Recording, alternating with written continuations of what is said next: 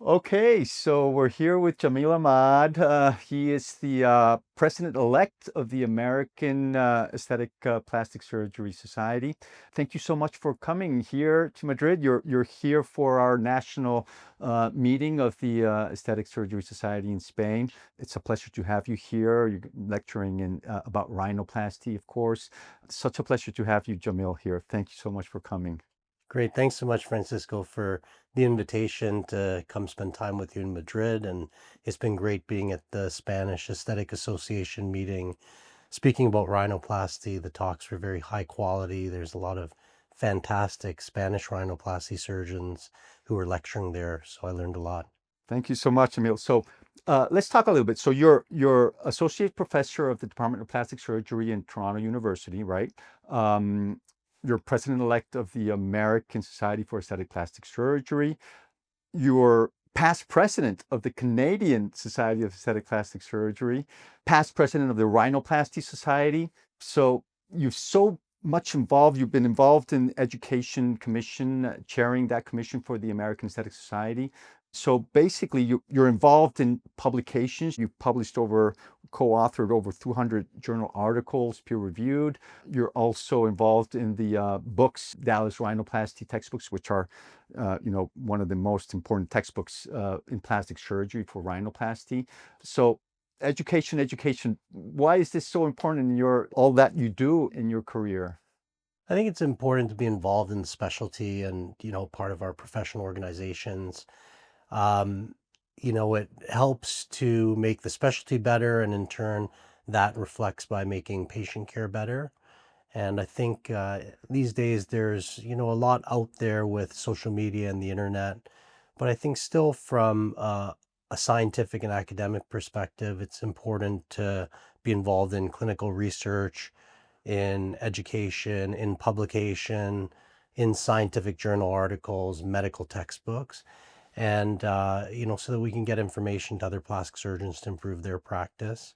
And then being involved in those different professional organizations has been really fantastic, right? You really try to push the specialty forward, but it's also been a great opportunity to meet a lot of people. I mean, that's how we Yeah, that's connected right. That's what I, yeah. many years That's ago, and true. you That's end up true. getting great friends all around the world. So That's it's true a too. really important to have that social network through our professional organizations. Oh, right. And I really like what you commented that really has an impact on our patients and the patients of our colleagues, right? That education part, right? Yeah. I think that a lot of people just think that, that it's just being involved in societies is just about politics. But I think it really, what you mentioned is key, that really has an impact on the results our patients are getting with this education that we're able to share, right? Yeah, I think, particularly the Aesthetic Society, so the American Society for Aesthetic Plastic Surgery. I mean, our foundation for that organization is about education for our members so that it can benefit their patients. And, it's really important. I mean, a lot of what we do, there's a lot of techniques that have, proven their worth over time, but there continues to be, innovation and evolution, and even small changes make a big difference in our practices and for patients' outcomes to continue to push the envelope to get better results. Yeah, get better results exactly for our patients. Let's talk about your background, Jamil, because again, all of that professional excellence that you have, being, clearly a leader in our specialty with your past presidencies of the Canadian, now president-elect of the American Aesthetic Society, and even the Rhinoplasty Society, involved in the Dallas Rhinoplasty course for so long. I think we need to understand your background in order to be such a high achiever, right? Yeah. So tell us a little bit about that. How did you get into plastic surgery? I think you did some training in Ireland, and of course, then you did your specialty training in UT Southwestern, which is, of course, one of the best programs in the US to get plastic surgery training. How did that come along? Ireland, then Dallas. You're from Canada. How did that Well, happen? I grew up in Toronto, and it was a bit of a late start. I did an undergrad degree there, ended up going to medical school in Ireland. And I think in medical school, I really got interested in kind of my education. And, as part of medical school, you do some electives, so you get to choose to do different specialties. And I almost stumbled into plastic surgery. And at that time, I did an elective with one of my partners, Frank Lista, who's in Toronto. We met there, and then from there, I had interest in plastic surgery. So I started to try to find some opportunity to train. And as a Canadian, the opportunity was in the US. And fortunately, I got a residency training position at UT Southwestern in Dallas.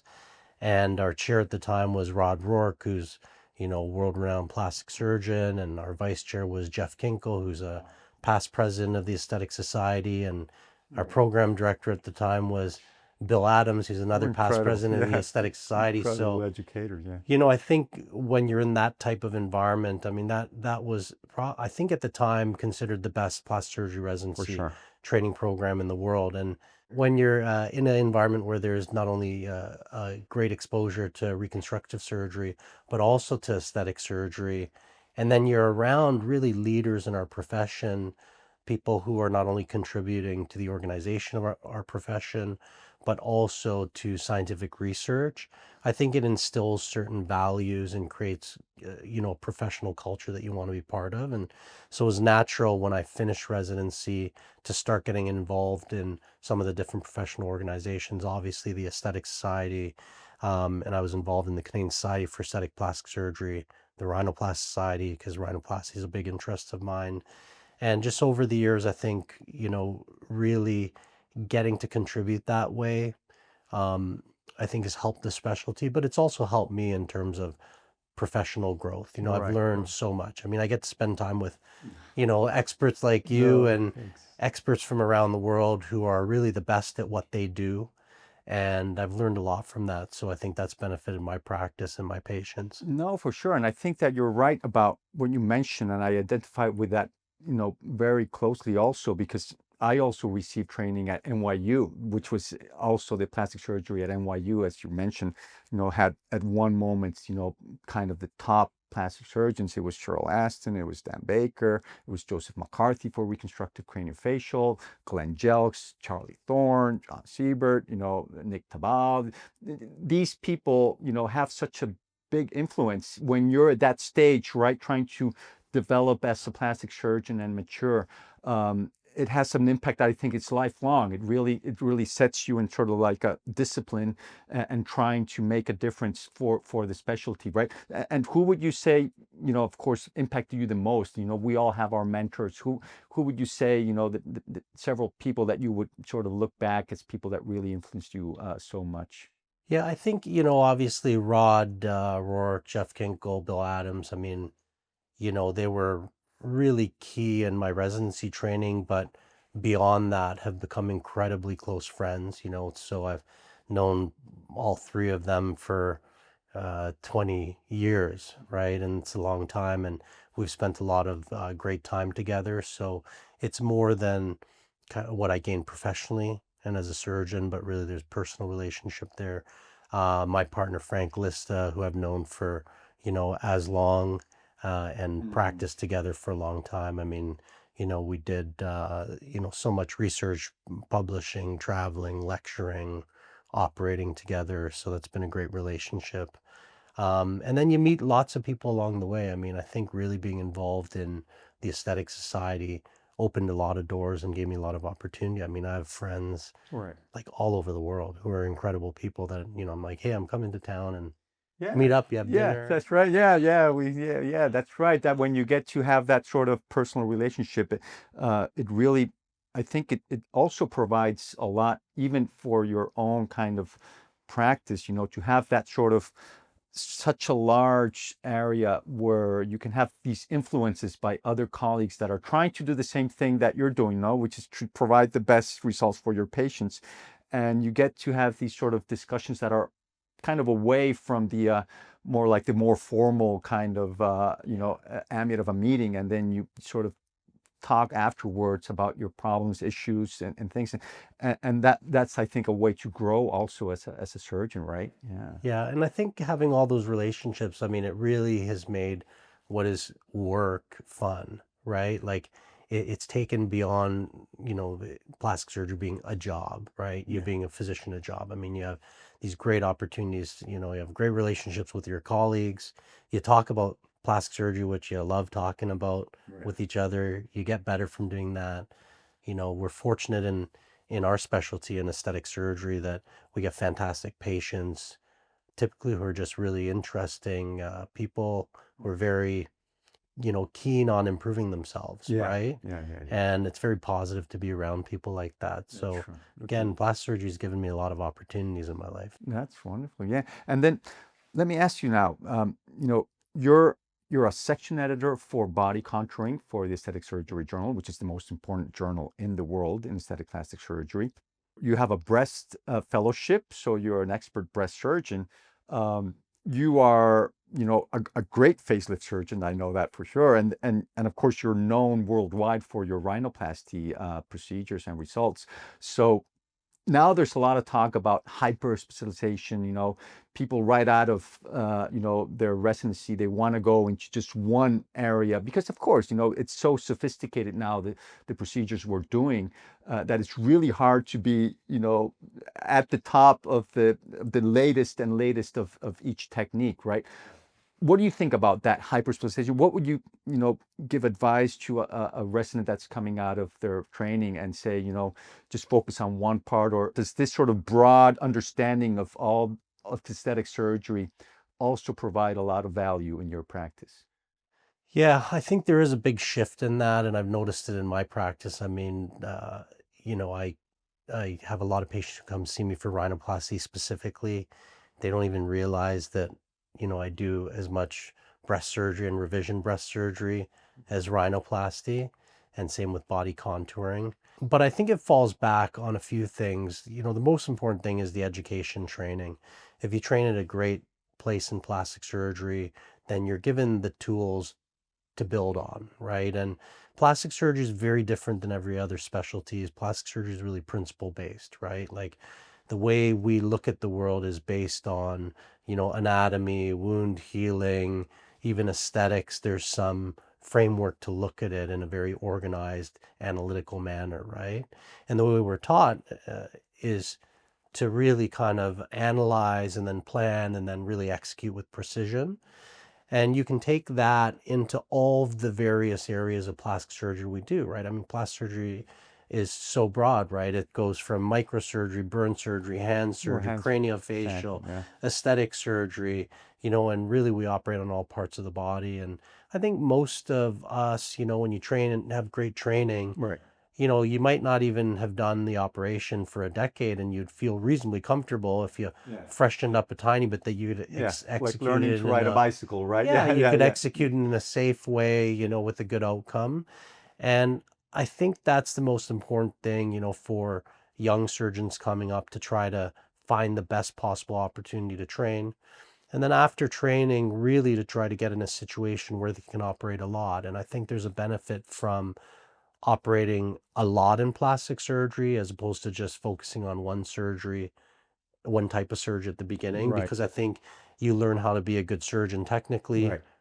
Even if you're doing hand surgery, Right. you Yeah. get That the technique, you learn how to take good care of patients. And I think that's an important thing that's getting lost that's true. these days Mm. in aesthetic surgery, the aesthetic space, because there's a lot of different people doing it. And I don't think that some people necessarily are doing the appropriate before and after care, Optimal post-operative care. for Yeah. these procedures. But I think to get in a situation where you can operate a lot, take care of a lot of patients, obviously being involved in a professional organization, Right. if one's interested in aesthetic surgery and the aesthetic society, something that really engages them and continues to give them education and opportunity to interact with other colleagues. And, we gain a lot when we're just talking casually about stuff. We don't have to be at a meeting to be learning and exchange information. So I think those are all important. And there's different points of views about being a hyper specialist, so a person that only does nose versus someone who may be a bit more broad based, offering some different operations in their practice. So maybe they do some facial, some breast, Right. some body contouring. I think at the end of the day, every surgeon's different, and their level of interest in an operation can be different. Their level of competency and experience in that operation can be different. So there's going to be different, models for practice. Some people really focus on one procedure only and will only do that procedure, like just do facelifts Right. or just do rhinoplasties, and they have great practices. And I know a few plastic surgeons who are very good across the board Right. doing Yeah. facial surgery, rhinoplasty, Right. breast and body contouring. So it No, really but depends. yeah, I think, and I agree with you that I think that you mentioned also that sort of kind of understanding, such a broad understanding, not only of aesthetic surgery in all parts of the body, but also of reconstructive surgery techniques, really, I think adds value in terms of the outcomes you can have in one specific procedure, because you can have some concepts from other areas and apply them, which enrich kind of your techniques, or your the way you can innovate in that field, right? From that understanding of other fields of aesthetic plastic surgery, right? Some patients might only be focused on the number of procedures you do of this specific technique that they want kind of their surgery. But I think that sort of kind of seeing that plastic surgeon as more of an all-round surgeon that has kind of a large or broad armamentarium of techniques in order to provide a good result, because they have that good aesthetic vision, right? That is something that sometimes patients don't think about. They think, oh, just the number of procedures you do. I mean, there's some people doing like, 20 rhinoplasties a week, and their results maybe are not as excellent as someone that really has that, attention to detail and takes their time to really get a good result and has a good aesthetic vision of what a good rhinoplasty is, for example, right? Yeah, I think that's an important point. I mean, patients are told to find someone who has experience, who does a procedure a lot. There definitely is some value in that statement. You want to have someone that has done that procedure a lot, does it frequently, Right, for but sure. that's not the only thing to qualify someone, because you're absolutely right. There are people who have been doing a procedure the same way for the past Right. 20, 30, or 40 years, despite there being advances, innovation, evolution, elevation of the standard of what patients accept. Exactly. And then you have other people who are doing a procedure frequently, who have good experience, that do it very thoughtfully, that are really, innovative and incorporate newer approaches, techniques, and deliver phenomenal results. I mean, world-class results. So I think that's important. And I think regardless of what people do, whether they specialize in one operation or they offer some different services within their aesthetic surgery practice, I think having a humility that every operation deserves its due care, right? And if we're going to do those to continue to keep up to date, I mean, things don't change in leaps and bounds, but there's always small changes that can improve outcomes and results for patients, right? And so I think having that humility to understand that there's really not a point that, we understand everything about an operation. There's always going to be something that continues to evolve with it, and to keep engaged so that surgeons can keep up to date with things. No, definitely. And talking about that evolution of these procedures in different fields, let's go into rhinoplasty, because you know rhinoplasty inside and out, okay? And of course, talking about great leaders or people that really changed or innovated, definitely Rod Rorick and Jack Gunter in Dallas also before that. So he was really the one that really showed us the importance of that open rhinoplasty in the late 90s, when it really popularized in our specialty, so. And then, of course, Rod Rorick, and you yourself with the Dallas Rhinoplasty textbook, really kind of mainstream, right? Mhm. Now there's a lot of talk of preservation rhinoplasty, of course, with preservation versus structure. Some surgeons are trying to antagonize those fields. What is your thought? I understand there's a lot of surgeons that are very comfortable and getting incredible results with open structure. And there's some other surgeons that are doing closed preservation with excellent outcomes as well. No, what is your thought about that, whether about this sort of preservation versus structure and all of these issues? What is your thought about that? Yeah, I mean, I think we're coming to a point where where it's the discussion about it is becoming more reasonable. Yeah. Okay. It's less than 10 years old in terms of coming on the scene, the idea of preservation rhinoplasty. And when it first went on, I mean, there was a lot of marketing hype, and certainly the term sounds fantastic. Yeah. And I think a lot of the marketing hype actually was because when people did push down, let down on the bridge, it made for a very interesting social media clip, right? Oh yeah, I remember And so that. everyone Where was all the posting yeah. that. But, anyone who's really an expert in rhinoplasty understands that there's a lot more than what you do to the bump Yeah, in for what's sure. considered preservation approaches, right? Yeah. And now we've had really some great surgeons who are well trained in, open structure rhinoplasty, like Dean Toriumi, Yeah. Aaron Cousins, Yeah. who've really invested a lot of time to try to figure things out and how to incorporate that into kind of what the standard open structural rhinoplasty approaches were. And I think we're getting to a point where, uh, you know, figuring some of those specific techniques and what the specific indication for a patient would be. So we're getting this hybrid of both techniques. And now we just have a larger armamentarium to choose from.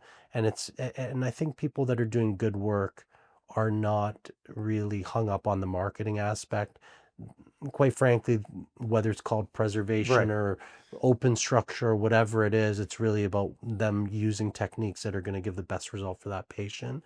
And I think that's a good place. Personally, I've incorporated some of the different techniques into what I do because I thought that they made a lot of sense to Right. improve the outcome for patients.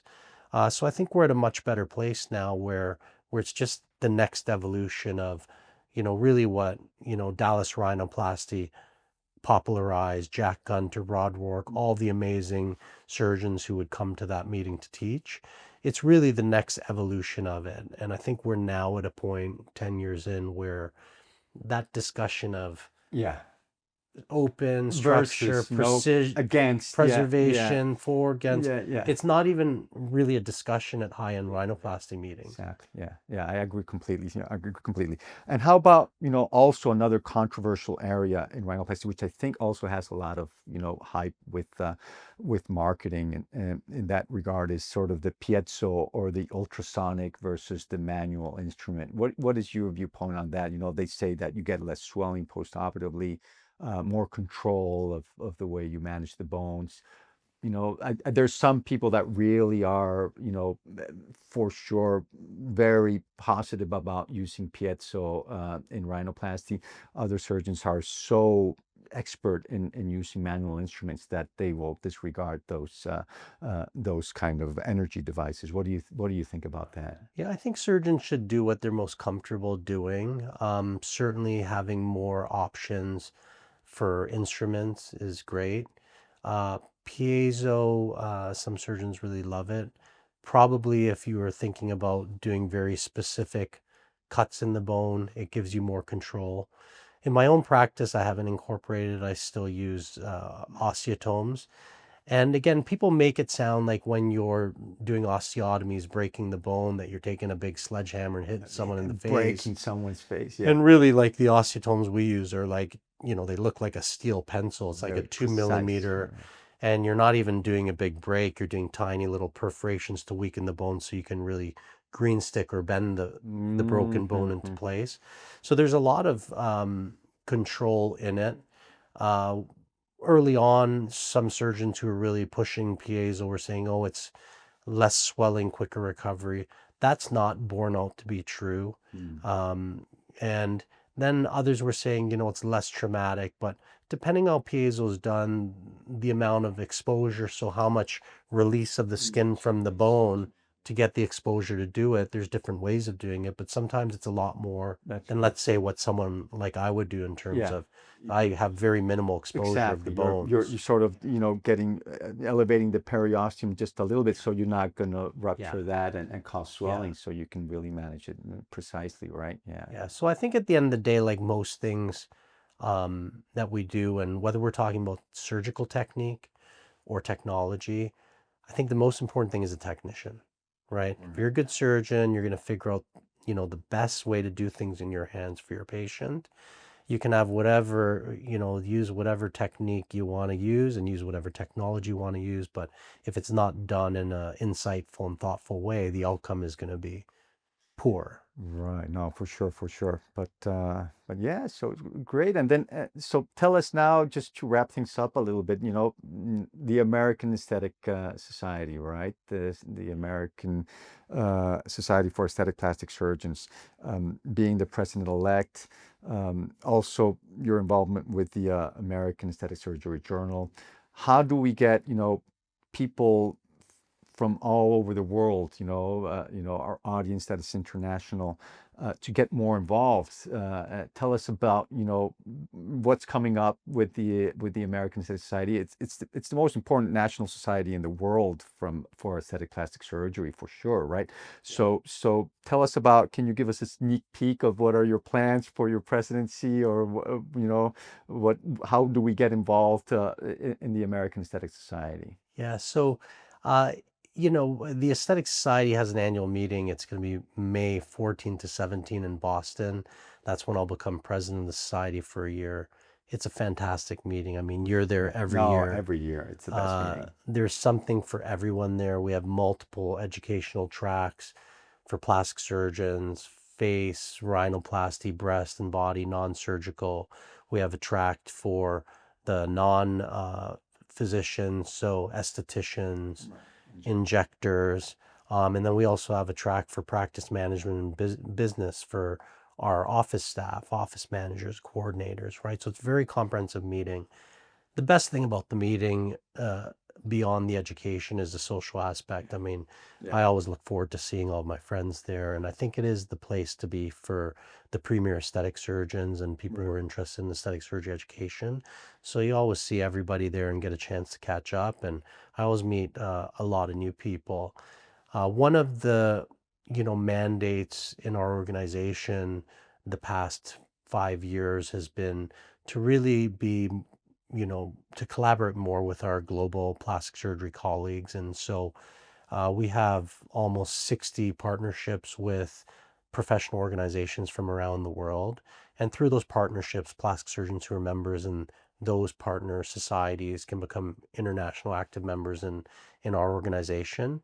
And we've also expanded to have a membership category for other aesthetic core providers, so facial plastic surgery in North America. Mm. So I think getting that growth, really getting different experiences, different perspectives in the meeting has made it richer and will continue to grow and evolve the meeting, keep it really world class. We want to always be, producing the best educational content in the world for aesthetic plastic surgery.